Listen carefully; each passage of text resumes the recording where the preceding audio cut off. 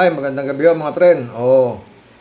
Lusot na yung impeachment pero ito sabi, third and fourth impeachment complaint pero Sara Duterte sufficient informed. Di okay na. Susunod na ito, pangyari. Sufficient informed. Do I hear a second? The same has been seconded. Is there any objection? Hearing none. Overruled. Declare the third impeachment complaint sufficient informed. Do I hear a second? Is there any objection? Hearing none. The chair declares the third impeachment complaint, that is Father Zabalia et al. Impeachment complaint, sufficient informed. So ruled. Okay na. Yung apat buti na nga, nabawasan na ng dalawa Yung una, yung unang impeachment complaint nila, iniatras. Yung pangalawa naman, nagsiguro sila na baka ma-technical sila, kaya inalis na rin. Kaya ang tinuloy lang itong third sa fourth, di ba? Mga pre, nanood naman kayo, di ba? Mas madali na yun. Oo. Di ba? Ngayon, problema. Sabihin natin, bukas, madideklarayan na na pwedeng magtuloy-tuloy diyan sa Kongreso. Kaya lang, wala na daw yung mga friend, yung parang shortcut na yung pagka nakakuha ka ng 1/3 vote, pwede mo nang ipasa agad sa Senado. Hindi. Dito magkakaroon na ng hearing dito, patatawag, pasagutin yung complaint, yung si Sara, within 10 days, ganun ito, magkakabukuhan na ho dyan. Dyan, malalaman na dyan kung sinong amoy Duterte dyan. Yung mga tawag dito, mga public servant ni Duterte, hindi ng taong bayan, ha? Makulit na naman to si Marcoleta kanina, gusto na paalisin dahil sa premonition, to. Anak ba to? Introducing. Yan, siya lang nangungulit, Point of order. This is not directed to the members of the committee. Madam Chair, our good friend is not a member of the committee. Yeah, but Ganito pala itsura ni Marcoleta nung bata, kamukha nung ama niya, Kaya lang, unat pa yung mukha, ama niya, balu-balukot na, di ba? Ayan, siya. Tanda na ito, ganito. Pero halos kamukha niya, tatay niya, di ba? Perhaps you can just manifest instead of raising a point of order. manifestation. All right, you may proceed, Honorable Marcoleta. This is not directed to the members of the Justice Committee, but I observed the presence of Mr. Kiko D from the audience. Though he was allowed to be an audience in the proceedings, despite his withdrawal of the second impeachment complaint, I suggest that he observe proper decorum. Parang napainit ni itong tao na to yung ulo ni ni Luis Troy. Ano lang sabi niya? Because if you remember, May we know the action of the Honorable D or Mr. D, which is not consistent with decorum? I'm just speaking from experience when Puta. Which means he hasn't committed any yet. not yet, but as a forewarn, as a premonition or a warning, he Ang inaano niya yung nangyari sa Senado. Nasa Kongreso. Ano ba to, Klase mga kongresista to. Sayang sweldo. during the archiving of the impeachment at the Senate, Mr. Madam Chair, Mr. Madam T. Chair, wala pa naman palang ginagawa. Let us not... Point of order. Let us wait until he finishes, and then I will be allow me to recognizing it. finish. During the archiving of the impeachment, Mr. D. booed and made a gesture of thumbs down at the VIP gallery of the Senate. Nakinig niya sa Senado, naggumanon si Kiko D. Nasa Kongreso. Ang klase mga utak to. Okinawa Japan, Ang layo. All right. Honorable Marcoleta, but it is apparent to observe that proper decorum. the Honorable D hasn't committed anything yet which is not consistent to decorum. Would you like to say something, Honorable Dilima? Yes, Madam Chair, it is completely improper for our colleague here to raise that matter. And he has not cited any act of misconduct or misbehavior on the part of Mr. Kiko D. And alluding Would you to like that, to make a alluding- motion to that effect? Yes, my motion is to strike out the manifestation. Second, Madam Chair. There is a motion to strike out from the record the manifestation of the Honorable Marcoleta. The same has been seconded. Is there any objection? Hearing none, the motion is granted. The manifest. Yan ang problema eh, no? Maski na... honorable pa rin tawag sa'yo, maski na para ka na lang tanga eh, no? Sa ginagawa mo. Of the Honorable Marcoleta is hereby ordered stricken out of the record.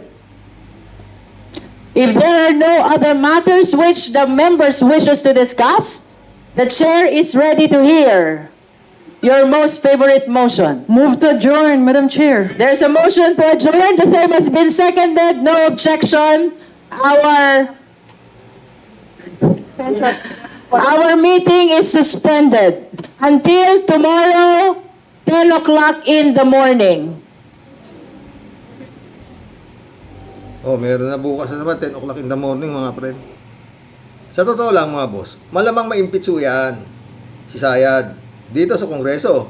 Oo. Kasi napaka-imposible naman hindi yan ma-impeach sa Kongreso. 216 yata nung nakaraan. In-impeach na nga yan, di ba?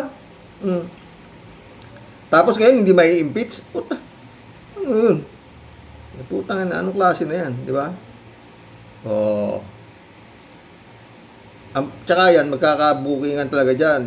Malalaman niya yung mga bank account ni Sayad, makakalkal dyan. Paano niya papaliwanag yung Mary Grace Piatos dyan. Matatagalan pa ho dyan, oo. Maski pa paano, matatagalan pa ho dyan. No? Mga ilang buwan siguro aabutin dyan bago papasok dito sa Senado. Sa Senado, dun ho nakakatakot. Pero dito sa Kongreso, pag hindi ho yan na-impeach, nagkagapangan. Tama sabi ni Lito Atienza. Nagkakagapangan. Ha? Imposible ho eh. Oo, di ba? Sa Senado, doon, kailangan mo pala sa Senado, 16 na boto para tuluyan ng makonvict tong si Sayad at hindi ma-acquit doon sa Senadong may final say. Oh, 16 ang kailangan mo. Oh. Ang problema nga dyan, mga friend, sana naman no mga politiko sa Senado, isipin niyo naman sana yung magiging boto niyo. Aba, ano pa ba ang dapat ninyong aralin dito? Minura na yung presidente, pinagmumura, putang ina ninyong lahat. Ganun kung magdadaldal to. Ito ba ang ano nyo? Ayaw nyong impeach, poproteksyonan nyo? Tangina nyo.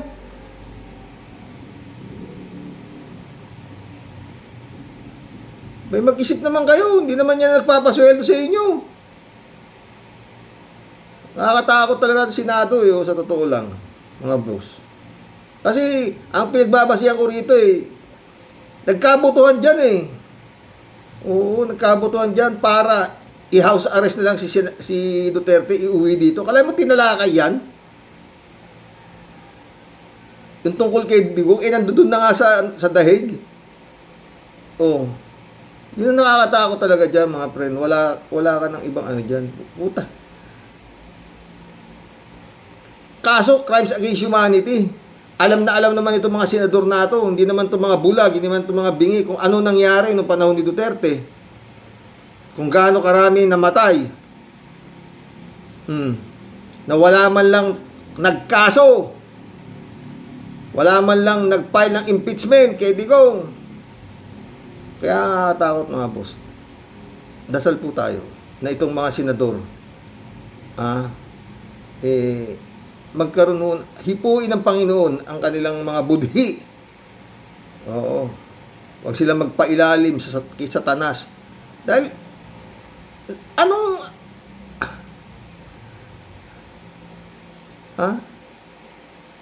Tsak na magkakalabasan na ho dito sa Kongreso Napakalalong imposible kung hindi yan ma-impeach sa Kongreso. Pero doon sa Senado, yun ho talaga ang nakakatakot, mga friend. Wala nang iba. Oo. Kasi tinalakay dun Oo. At remember, nung panahon na naman nung si Kibulog, nakapagpatawag, nagamit niya Senado na yan. Ni Bato, hanggang nag-hearing pa sa Davao para pahintuin na si Torre na paghahanap kay Bato, Kibulog. Oh, ang sponsor etong si Bato, di ba? Oh, pinipilit nila na wala, ba't pa kasi ayaw niyo pa huminto ng paghahanap kay Kibuloy, wala naman siya dito, mga ganun nangyari doon, di ba? Tinalakay sa Senado yun, di ba? Kaya nakakatakot po ito Senado. Oo. At yun nga, isang nakakatakot dyan. Oo. Mantakin mo, tinalakay yung pauwiin na si Digong dito at i-house arrest na lang dahil matanda na. Utang ina. 15 yatang boto ang nakuha. Oo. 15 ba? 16? Oo. Basta marami. Sa butuhan, ipayag yung Senado na mapauwi si Digong dito at dito na lang mag-house arrest dahil matanda na at kawawa naman. Ganun ho kalupit yung Senado na yan. Di anong ibig mo sabihin doon? Duterte sila. Di ba? Kapain natin. Si Kimo. Sigurado yan. Ako si Sara dyan. Di ba?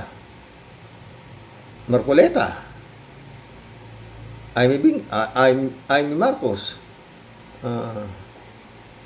Yan pa isa. Basta marami-rami na dyan eh. Oo, tsaka yun nga. Takang yung baka yung Cayetano. Basta magkakabistuhan ho dyan. Pag hindi ho yan, basta ho yan ay inakwit na Senado, college yan na. At malamang ho yan. Yun na pinagbabasihan ko eh. Yung nagbutuhan dyan, ginamit ang Senado na yan para magkaroon sila ng hearing nila dyan kung karapat dapat na pauwi si Digong. Ano yan? Basta magantay na lang ho tayo. Yan hong ang ano ho nitong ating parang horror ho ito, horror. Baka ang maging kalagim-lagim ang maging desisyon dito. Oo, sana mali tayo, di ba? Ang gulo-gulo po, tama na po yan sa atin. Ang gulo ho, no? Panood niyo po ba? Yung Amerika, Iran, Israel. Binomba ho yung Qatar, Bahrain, Middle East, tinitira. At may nabasa ako baka ho daw madamay ang Pilipinas, wag naman sana kasi meron ho ditong EDCA site siyam eh. Sana wag naman, no? Grabe ho talaga to. At iba ang sinasabi ng Iran, di ba? We'll fight to the death. Hindi naman sinasabi ito si Trump. No. Puta nga, wala na hong barilan. Yung mga Pilipino na ho doon na nangangamatay. Oo. Lord, ano na? No? Grabe. Malungkot. Oo. Kawawa. Dasal po, dasal. Oo. Yan ang ating topic ngayon. Yan ang impeachment na yan. Yan ang aabangan natin. Wala naman ibang may topic eh. Oo. Wala ka naman mabalitaan na doon sa mga hinahanap na wanted. Sila Atong Ang, na Bantag, at ano, basta wala ho eh. Nasaldi ko, wala to. Wala ho talaga. Ang gulo-gulo. Tapos yung 18 Marines na gulong-gulo na ho Pilipinas, mga friend. Gulong-gulo na. Totoo yan. Hi, Lord. Magkulab na po tayo. Ito, mga boss, kumbinsido. Kampo ni Duterte. Kumpiyansa raw na natibag yung pwede na mga harap di ba? Ang kampo ni dating Pangulong Duterte na natipag ni Attorney Nicholas Kaufman ang presentasyon ng prosecution. Pero para naman sa drug war victims, hindi nasagot ng depensa ang mga inilatag na ebidensya. Nasa frontline ng balitang yan, si news anchor Angela Lagunsad Castro. Bilib kay Attorney Nicholas Kaufman ang mga kaalyado ni dating Pangulong Rodrigo Duterte. Tinibag daw ni Kaufman ang mga ebidensyang inilatag ng Kaya pala nandun sila, yung mga buga. Para, kumbaga sa basketball, tagapalakpak sila kay Kaufman. Believe daw sila. Oo. Natibag daw ni Kaufman. Oo. Oo, tayo na. prosekusyon sa confirmation of charges hearing sa ICC. Magandang performance niya no, ni Attorney Kaufman. Ito si Belio. Lahat sila. Wala sila sinasabi kundi maganda yung performance ni Kaufman. Able to establish na wala silang evidence, puro allegation. The prosecution theory has been shattered to pieces. Beyond their condition. Ito pa isang tagapalakpak, si Panelo. Shattered to pieces, ha. Ito mga to. Know why? Because the very testimonial evidence and documentary evidence presented by the prosecution have been thoroughly rebutted by... Para naman sa mga abogado ng drug war victims, walang natibag na ebidensya si Kaufman. Na-argue nila, tingin nila makumbinsi nila ang korte na hindi widespread yung patayan. Makaka-shatter ba yun? Hindi makaka-shatter yun. Tingin ko hindi makukumbinsi ang korte na yung mga nangyari pala na patayan na libo-libo sa Pilipinas dahil masama lang ang gising ng mga pulis sa araw na yun. Has not been shattered na entirely sira ang kaso. The case stands. At sa totoo, mahirapan ikutan ito ng depensa. Pumatay. At ang sabi, kung naalala natin, sabi ni Duterte, dapat nanlaban. He made a speech. He pointed out, kung walang baril, bigyan mo ng baril at palabanin mo. Kasama sa mga binanggit ni Kaufman sa ICC ang patuloy na mga pagpatay sa ilalim ng... Pwede ba naman yun? Nakataas na yung kamay, bibigyan mo ng baril at palabanin. Gago talaga si Tigong eh. Encourage them to fight. Paano nakataas na, nakaload na, bibigyan mo ng baril. Patagin na, klaseng... Iba lang ang papel ng mga abogado dyan ni Duterte. Tagapalakpak, kumbaga sa ano, yay! Tayo na ito. Marcos administration. Base raw sa pag-aaral ng University of the Philippines, umabot sa 342 ang mga namatay noong 2022. 162 daw dyan ay Kaufman, ang pinag-uusapan yung patayan ng panahon ng kliyente mo. Huwag mong ituro itong nangyayari sa administrasyon ni Bongbong Marcos. Dahil dito, hindi naman na miyembro ng ICC yan. Ay nako, ewan ko siya, Kaufman. Umano ng mga sinasabing state agents o mga alagad ng batas sa unang taon pa lang ng Marcos administration. I'm forced to ask myself whether anyone on the other side of this room has thought of investigating the Marcos regime and the related phenomenon and holding someone accountable. Bakit alam mo walang nag-iimbestiga rito? Meron! Hindi ka naman taga rito eh. Paano mo alam na walang nag-iimbestiga? Talaga ito si, Kaya nga yan eh, pinapahuli na yung mga sa flood control eh, di ba? Kaya nga lang, ba't hindi mahuli-huli? Oo, ngayon, wala pang kasunod na nakukulong tong si Budots. Lakanyang. Pag-amin ba yun na talaga may patayan sa panahon ni dating Pangulong Duterte? Mismo. Unang-una, nakakapagtaka na ang kliyente po niya rito ay ang dating Pangulong Duterte. Pero bakit ang mata niya nakafocus kay Pangulong Marcos Jr.? Depensa po ba niya to? Yun ang depensa, anti-Claire. Wala nga siya maidepensa eh. Ano gagawin mo? Si Eddie Manilip na lang siya. Bakit?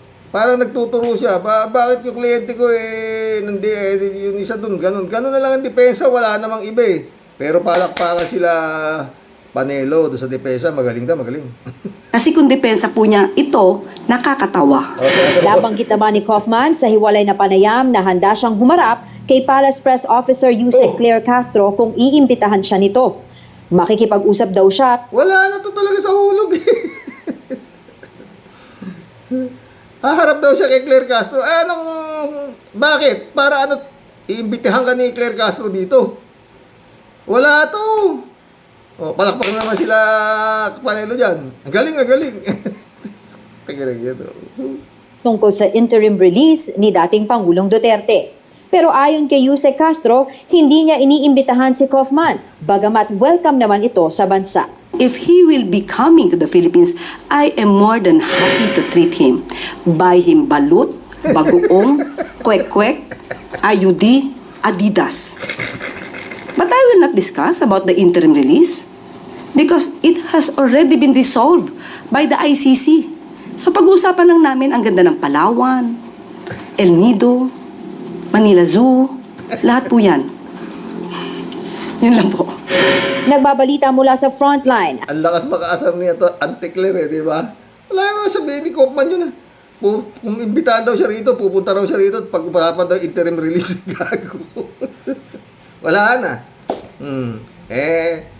Lapit na maputol siguro yung yung 150 million ba, isang buwan. Ako, tansya ko mga pre, pag yan nag-full bloom trial yan, baka yun nagawin ni Duterte. Kasi hindi niya nire-recognize yan Bakit kasi kuha ka pa ng abogado kung di mo nire-recognize yung ICC na yan? Kung kumukuha ka ng abogado, nire-recognize mo. Takina. Ano ba to? Prosecutor. Prosecutor talaga tawag ko rito. Hindi prosecutor Prosecutor. Hindi. Di ba mga friend? Simpleng-simple naman, di ba? Ba't ako kukuha ng abogado kung di ko nire-recognize yung korte na yan? Basta isa lang sasabihin ko, I am not recognizing this court. Bring me back to the Philippines. Or if you want to kill me now. Ganun lang. I did it for my country. Tapos, kumuha ka pa ng kamahal-mahal na abogado. Tapos, wala ko yan. Baka ko malamang doon nung punta niyan. Pag nag-full bloom trial yan, baka papalayasin na si Kaufman. Kasi alam naman ni Digong yan Walang lusot yan. Di ba? Yan, pag lumusot siya dyan, abay po, taragis. Baka! Nagkagapangan. Di ba? Sarili niya, under oath di ba? Inamin niya na lahat Under oath dito sa Senado, Kongreso, di ba? Wala na ho yan. Yun na lang kaabangan natin yung kay Sara. Eto, 60 days pa yata to magdidesisyon tong ICC na to kung magkakaroon tayo ng full bloom trial o ano pa paano di ba? Ganun ho yan mga boss. Kulam na tayo. Shout out, they said, Sir Rox, walang katalo-talo si Kupalman dyan. Wala talagang talo. Basta siya, maski anong depensang pumawak sa tuktok niya, punta raw siya rito, gago. Kalat ni Baya, shout out. Michelle Edwin, shout out, my friend. Sabi ni Kalat ni, good evening, Kasani, bakbakan mo si Parin Diggs. Kasani, bakbakan mo ng matandang kukluban na yan. God bless your family. God bless Kalat ni.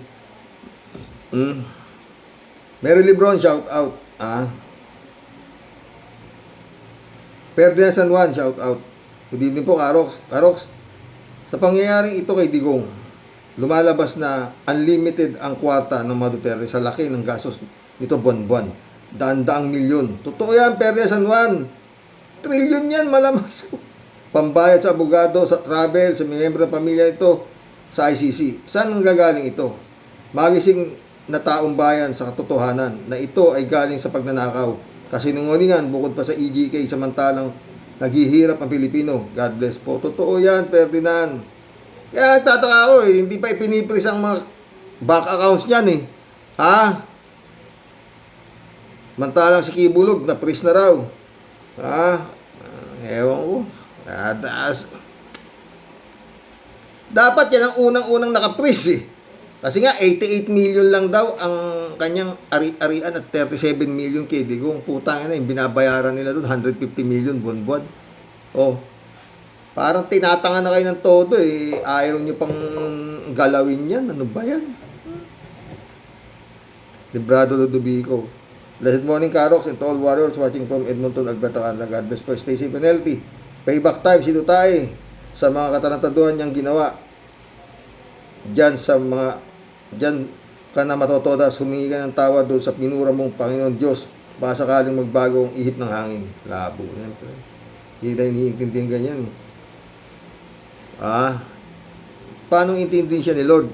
Aminado siyang papalit sa trono ni Satanas. Librado ulit. Lord Jesus, naway matapos na po ang nangyayaring gulo sa gitnang silangan. Ingatan mo po ang mga kababayan namin at mga taga-ibang bansa sa ngalan ng Panginoon Jesus. Amen. Totoo yan, brado. Dasal po tayo. Mukhang absent si Tia Delia. Friends, share me sa peda, shout out. July 7, Alcantara. Christian Sen. Annalisa Polinar, shout out sa inyo mga friend, ha? Sana okay ka lang, friend Shervin, ha? Kasi bihira akong nag-absent sa comments yan, eh. Oo. 3JCO po. Super yabang si Gongs D sa video na yan. Yan ata si Rox, yung Senate hearing. Oo, akala mo talagang untouchable na siya. Encourage daw to suspect na manlaban para tigukin nila. Tignan mo nga naman si Rox. Itong video na ito ang magpapahamak sa kanya. Hindi lang maraming video siya. Sa sobrang kayabangan niya. Sa Pinas kasi walang makakagalaw sa kanya doon. Kaya pinagmamalaki niya talaga ang ginawa niyang mga EJK. Totoo.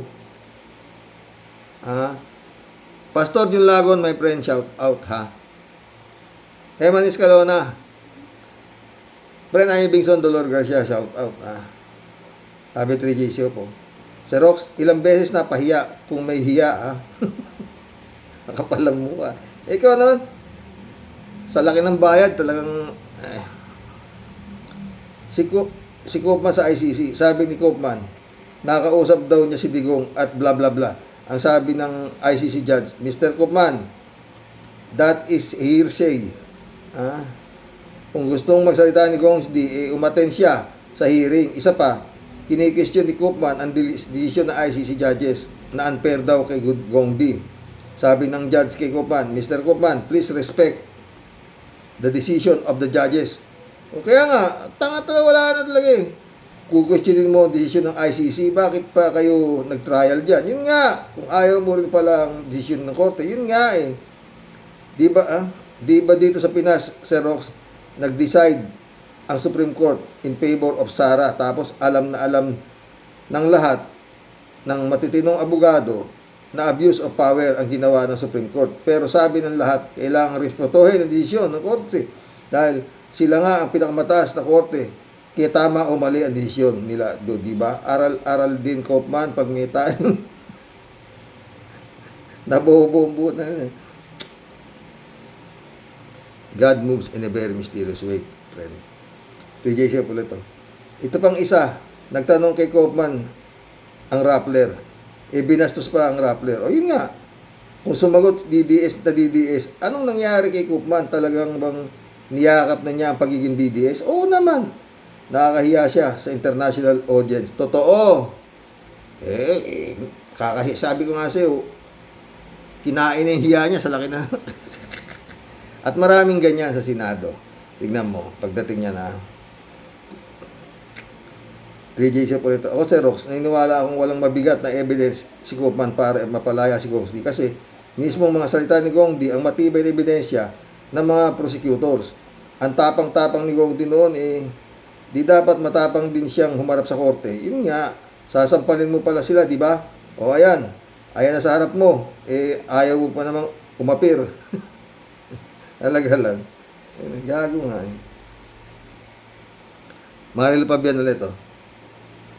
Sabi good nun po tayo sa mga ka-warriors. In good spirit na mapapakinggan natin ang trial para naman makausad tayo sa hustisya para sa mga EJK victims at maipadama sa mga umabuso na they are not above the law. Totoo yan, naka. Eddie Luna, shout out. Jan Dimango. Christian Cheng. Mission accomplished, mga boss. Brother Elias Isyo, shout out. Wala na, huling vlog ko na yung kay Kulaong. Brother Eli. Yan, ano namin, si Brother Eli. Oo. No? Tungkol niya kay Kulaong. Gusto niya yung topic kay Kulaong eh. Oo. Pero hindi ko na iba wala na yan, wala nang ano yan. Wala nang kwentang tao, diba? Mission accomplished, mga boss. Hanggang bukas pumuli. Oo. Yun ang natin hintayin. Oo. Pero ako, sana mali ako. I-acquit ho yan sa Senado.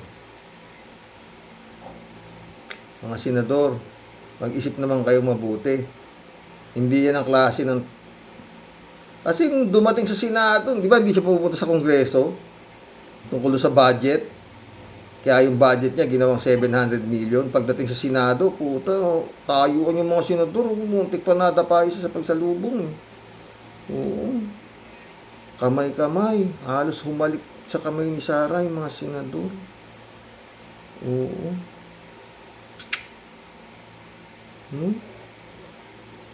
Tapos itinaas pa yung budget na ibinigay ng Kongreso, ginawa pang 900 million dahil kulang daw. Yan na Senado eh. Yan nung talagang nakakatakot, mga bre. Magandang gabi po, dasal mga boss, para doon sa mga kababayan natin na naiipit sa gulo. Good night. God bless.